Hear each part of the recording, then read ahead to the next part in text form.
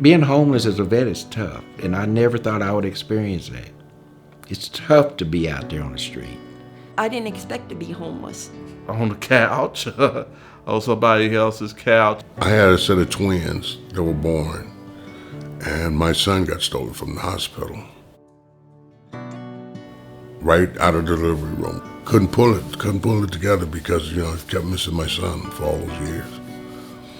So, I got a divorce and became homeless, I just wanted to be lost like my son. I was homeless and somebody told me about a hotline and they hooked me up with St. Michael's. Before this, I was renting a room for my son's grandmother. That's still not a point where I felt like I was on my own. I still felt like I was being helped out by somebody else. And this gives me a point where I pay my own rent, I have an apartment. It feels more me getting back to a stable point of view from where I was used to being. There's that pride thing. Best move I ever made in my life.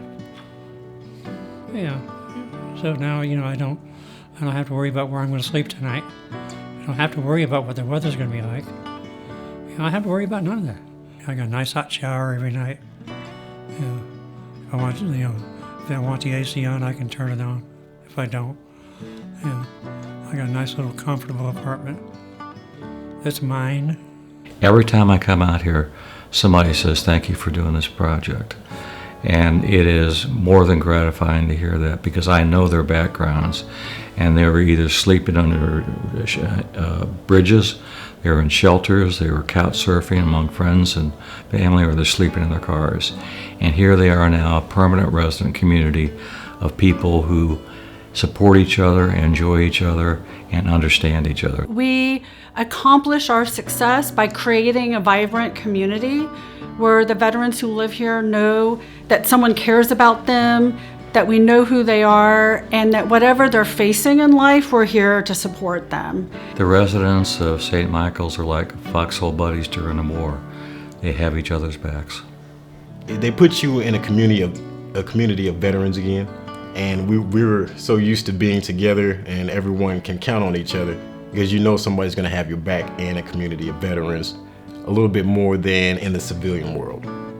To be here and to know everybody else here is also a veteran, this just makes things easier. It's hard to put into words, it's just great. The kindness, the goodness that goes around here, it's waking everybody up. When we were imagining this, places like this didn't exist yet, but we sensed that there was going to be something special about a community of veterans living together. If you watch the people around here, they're sitting out barbecuing together, they're chatting, they're chilling and enjoying life again. And you talk about a group that deserve that put their life and themselves in harm's way at a time their country needed it and their country turned their back on them. There's all kinds of services here for you. You got a washer and dryer, a laundry room on each floor. They have rides for us to go to certain places, like we can go to Walmart, we can go to the VA for our medical. I was having issues getting to the IRS building because I don't have a car, so once I moved here, it made it real simple and convenient to get to work with it only being, up the road. So I had the option, I could walk to work or I could take one of the shuttles, and it just made getting to work a lot easier. Ping pong, we've got a community area where there's TVs. We have TVs all over the place.